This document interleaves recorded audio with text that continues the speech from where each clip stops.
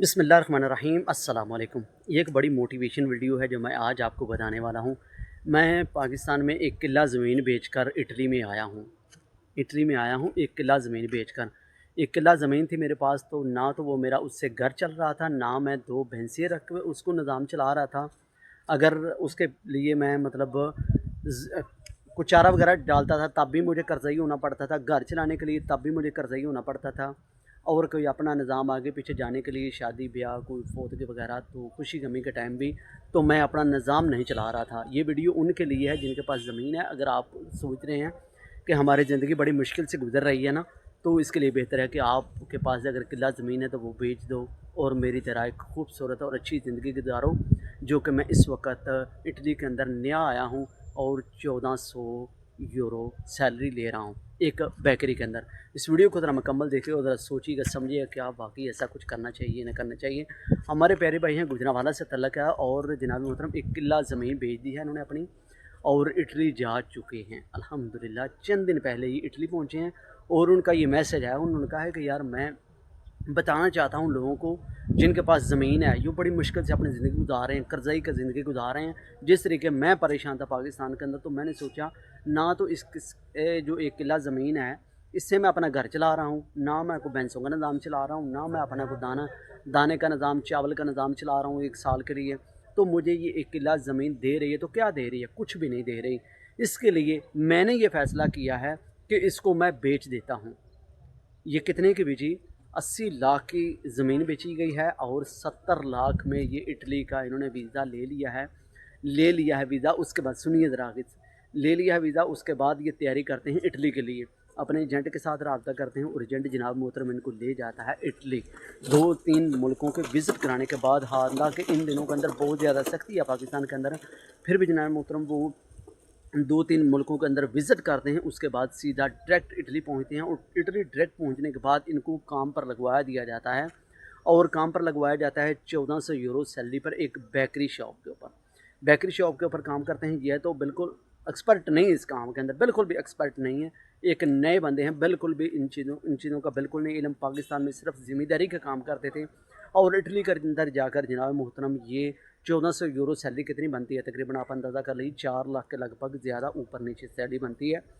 तो 4 लाख के या 4.5 लाख के लगभग कितनी सैलरी बनती है आप अंदाज़ा कर लीजिए। ये बंदा कह रहा है कि मैं पाकिस्तान में रहता तो कभी नहीं चला सकता था अपना दाम। यही मैं 1 महीने की 4 लाख सैलरी ले रहा हूँ यहाँ पर। तो मेरा घर का निज़ाम, तो मेरे घर में खर्चा कितना है? एक 50,000 रुपये मेरा खर्चा है घर का, और मैं इतने पैसे ज़्यादा यहाँ पर कमा रहा हूँ और मेरी ज़िंदगी इंशाल्लाह आने वाले दिनों में इससे भी अच्छी गुजरेगी अल्हम्दुलिल्लाह। अगर मैं मिसाल के तौर पर एक किला ज़मीन बेच देता हूँ, तो अगर मैं यहाँ पर रहने के बाद 1 साल बाद मैं एक और किला ख़रीद सकता हूँ, एक और किला ख़रीद सकता। अगर आज मैं बेच कर यहाँ पर आ चुका हूँ ना, अगर मैं ख़रीदना चाहता हूँ मज़ीद पाकिस्तान के अंदर, तो मैं 2-3 सालों के अंदर मैं कई किले ख़रीद सकता हूँ। मैं एक किले ज़मीन के ऊपर बैठा हुआ था, मैं सोच रहा था कि बस मैं करूँ तो करूँ क्या? मेरे पास एक किला ज़मीन है, इसको मैं कहाँ कहाँ क्या करूँ मैं इसके लिए? ना मैं जा सकता हूँ, ना छोड़ सकता हूँ, ना रख सकता हूँ, क्या करूँ तो करूँ क्या? इसके लिए मैंने ये फ़ैसला किया, मुझे बंदे ने मशवरा दिया कि इटली चले जाओ, बेहतर यही है। एक किले ज़मीन के ऊपर ना तो तुम्हारा घर चल रहा है और ना तुम्हारा निज़ाम चल रहा है, और दिन ब दिन आप नीचे ही डाउन होते जा रहे हो। तो इसके लिए मैंने ये फ़ैसला सोच लिया अपने घरवाली के साथ, दूसरे मतलब अपने फैमिली मेम्बरन के साथ, कि मुझे इटली चले जाना चाहिए जो किला ज़मीनें बेचकर। बाकी जो पैसे बचते हैं मैं अपने पास रखूँगा जो इटली वीज़ा ख़रीदने के बाद। तो बाकी मैं इटली पहुंच चुका हूँ अल्हम्दुलिल्लाह। मैं 4 लाख से ज़्यादा सैलरी ले रहा हूँ, अल्लाह ताला का शुक्र अदा करता हूँ। और ये वीडियो एक मैसेज है उन भाइयों के लिए जो पाकिस्तान के अंदर ज़मीन है भी और तंग दस्ती वाली ज़िंदगी गुजार रहे हैं। अगर आपके सोना है पास या प्लाट है, तो मैं कहना चाहता हूँ जिस तरह एक पाकिस्तानी ने इस तरह के किया है, आप भी कुछ आजमा के देख लो। कोशिश करने से ही आप कुछ कर सकते हो, कोशिश करने से ही आप अपनी किस्मत बदल सकते हो। अगर आप कोशिश नहीं करोगे तो आपका दिन सुबह से लेकर शाम गुजर जाएगी, आप कुछ भी हासिल नहीं कर पाओगे।